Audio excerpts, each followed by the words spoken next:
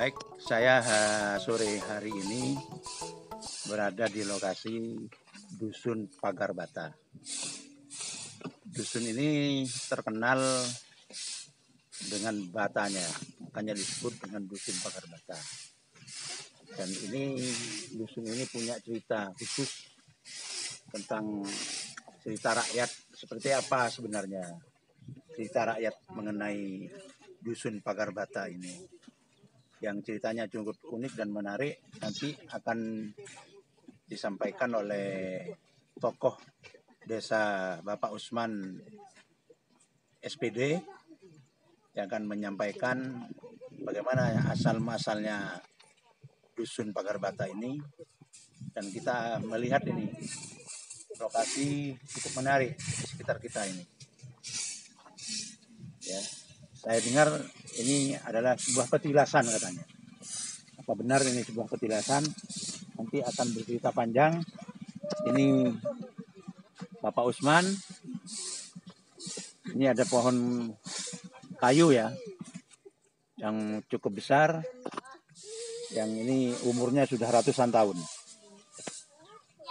Ya, ratusan tahun. Ini dikenal oleh masyarakat. Ini kayu ini sangat rindang sekali, dan mungkin ini adalah manfaatnya untuk pengairan dan sebagainya, menahan air dan sebagainya. Baik, selanjutnya saya sampaikan kepada Bapak Usman sebagai tokoh desa Sidorejo, Dusun Pagar Bata, akan bercerita panjang dengan saya bagaimana sih sebenarnya cerita rakyat mengenai Dusun Pagar Bata ini, Bapak Usman. Baik.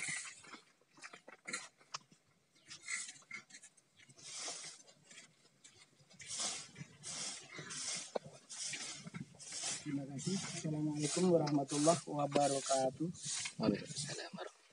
Ada sebuah cerita desa yang karomah. Desa yang karomah ini adalah desa Pagar Bata, Sidorejo, Kecamatan Kota Anyar.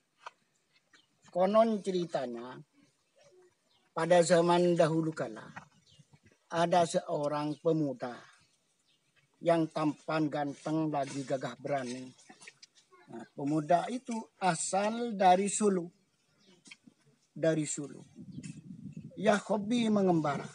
Beliau itu, pemuda yang dari Sulu ini, memang hobinya apa? Mengembara. Mengembara menurut langkah kakinya. Kalau beliau mau atau hendak melangkah ke timur, ia ikut ke timur. Setelah ke timur, ini sampai ke Gunung Semeru. Kalau dulu tidak ada namanya Gunung Semeru, karena zaman resi. Sekarang diberi nama Gunung Semeru. Bahkan satu langkah pemuda yang dari Solo ini bisa mencapai satu langkah ini 500 atau 1000 meter langkahnya. Sampainya di Gunung Semeru, kata orang sekarang diberi nama Gunung Semeru. Kaki beliau itu lalu berhenti. Saat itu masih zaman resi di Gunung Semeru. Sudah beberapa tahun lamanya bersemedi, bertapa di sana. Nah, tak terasa kemudian berganti zaman nujum, zaman yang kedua. Akhirnya pemuda yang dari Solo itu ke timur, melangkah ke timur kakinya sampai ke Gunung Selunjang. Gunung Selunjang ini Gunung Argopuro. Di sana di Gunung Argopuro itu tak terasa sampai bersilih ganti zaman kewalian, zaman yang terakhir. Di Gunung Selunjang ini beliau itu pemuda yang dari Solo ini bertemu dengan seorang kiai. Namanya Kiai Pandempo. Sedangkan Kiai Pandempo ini punya 4 santri. Nah, Kiai itu kebetulan orang Madura. Bicaranya juga bicara bahasa Madura. 4 santri ini hobinya senang bercocok tanam, katakanlah palawija. ada yang santri senang nanam jahe, yang satunya nanam kunyit, konceh dengan lahus. Nah, yang senang nanam jahe ini akhirnya dipanggil santri jahe. Saya nanam apa nih? Konceh. Maka santrinya nyamai konceh dengan Pak Kiai. Saya senang namen Laos, nyamain santri Laos. 4 orang ini namanya sudah diberi nama jahe, kunyit, kunci, jahe dan kewas Laos. Sehingga 4 santri ini diberi nama seperti apa yang senang ditanam itu akhirnya tunduk semua. Ya, kemudian ditambah seorang pemuda yang dari Sulu yang tidak tahu namanya, dicek diuji dengan Pak Kiai. Siapa nyaman bencong tak nyaut, wong namanya bukan orang Madura. Cek suruh ngalak. Akhirnya cong santri si anyar been setia ngalak gentih budian. Mangkan ngalak lampih beni sesorongko. Ngalak odeng oleh sandal beni. Serong ngalak buan oleh kaju beni. Si nyaman dia culukin santri beni. Nah, hobinya Kiai Pandumpo di Gunung Senunjang, Gunung Argopuro itu setiap 2:30 ini bersemedi di Taman Hidup. Kalau sekarang diberi nama Taman Hidup. Tapi kalau dulu udah ada namanya, masih Seman Resi. Nah, bersemedi di sana beberapa tahun tujuannya ingin keturunan anak perempuan. Tujuannya Pak Kiai ingin keturunan anak. Sehingga Pak Kiai ini bersemedi di air di mana nih? Di mana itu? Di daerah Bumi. Apa namanya itu? Sumber hidup. Setiap 2:30 ternyata akhirnya ada bayi nangis di Taman Hidup namanya. Bayi nangis ini dicarinya oleh Kiai Pandumpo, tidak ketemu. Akhirnya pulang, balik lagi 2:30 nyampe di sana, tidak ketemu. Akhirnya mengutus 4 santri. Senyaman cong jai engkau nemu bayi nangis bedeneng Taman Hidup ada kutu temu bayi dia. Akhirnya tak berhasil.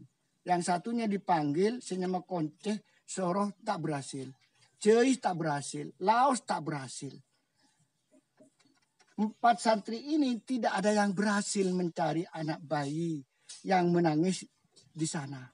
Akhirnya santri baru yang nyaman benih, senyamai benih ini disuruh. Kemudian karena sesaat itu menerima amanah dari Pak Kiai santri baru namanya Benih, akhirnya melaksanakan amanah meluncur sampai ke Taman Hidup. Kurang sedikit dari 2:30 masih belum berangkat. Cong, mak tak berangkat ke Taman Hidup, Cong. Sebentar lagi, Kiai. Ternyata 2:30 pas nyampe di Taman Hidup. Setelah dicarinya, betul-betul ada bayi nangis. Setelah dicari, aduh mak bayi ongku, ketemu. Bayinya perempuan. Nah, setelah ketemu oleh santri baru namanya Benih, santri Benih dibawa pulang. Ini Pak Kiai sudah ketemu bayi orang nangis yang ada di Taman Hidup. Alhamdulillah kamu hebat betul. Ini 4 santri sudah mengaji beberapa tahun masih belum berhasil. Kamu anak baru, santri baru kok bisa berhasil? Nah, alhamdulillah diasuhnya menjadi anak angkat Kiai Pandumpo. Setelah itu karena bayi orang nangis, terus di Permapan dinamai Dewi Rengganis. Asalnya bayi orang nangis asalnya. Di Permapan nama itu Dewi Rengganis. Nah, tak terasa kemudian sudah zaman kewalian, kemudian namanya santri baru yang dari Sulu itu namanya santri Bene minta mohon diri izin turun ke sini, nyampe ke desa Pagarbata.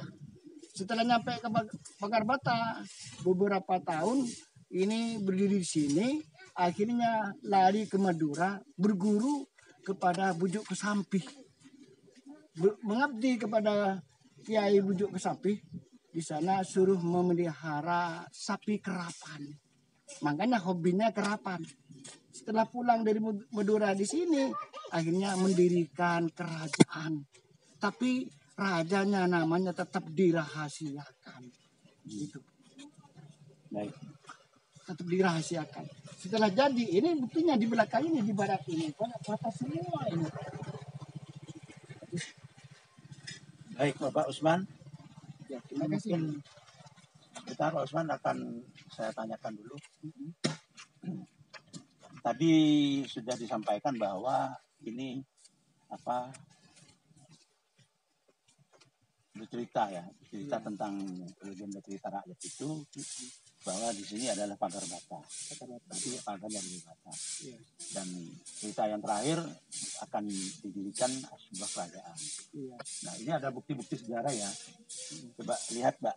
Mbak ditunjukkan, saya akan bertanya kepada Bapak Usman. Tunjukkan Pak Usman. Ini namanya apa Pak Usman? Ini katanya orang Madura, ini lesong ini. Oh, ini lesong ya? Lesong ini. Oh, cukup besar ya lesong. Ada berapa ini? Ada 3. Ada 3. Ada 3 ya.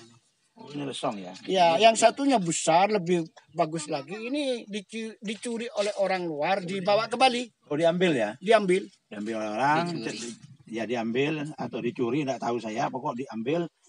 Tapi banyak dulu Pak sini Pak ya? Banyak. Oh, cerita bukti lain apa kira-kira peninggalannya? Kuci. Kucinya mana? Kuci ini dibawa oleh masyarakat, dibawa pulang karena kucinya itu bagus.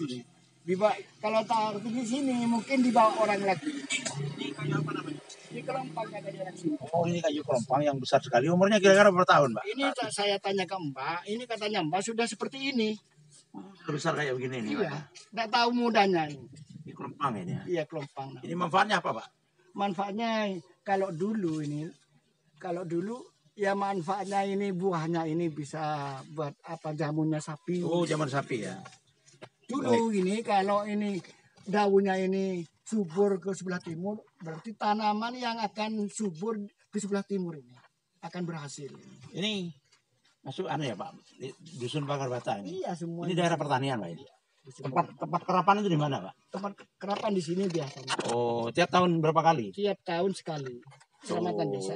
Selamatan desa. Iya. Selamatan desa itu ada kerapan, terus ada apa lagi Pak? Ya, termasuk pasar-pasar itu.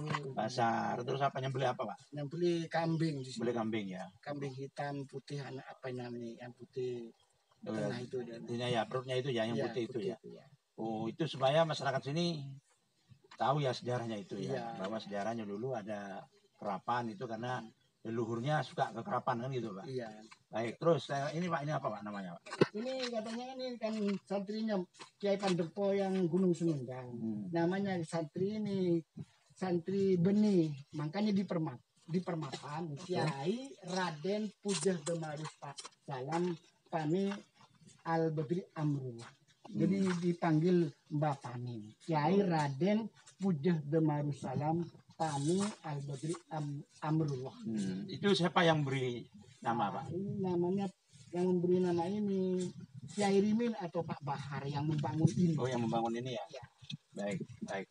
Kira-kira peradaban masyarakat sini dengan istilah Pagarbata ini gimana respon pemerintah desa terhadap budaya masyarakat sini Pagarbata? Ya, sudah direspon.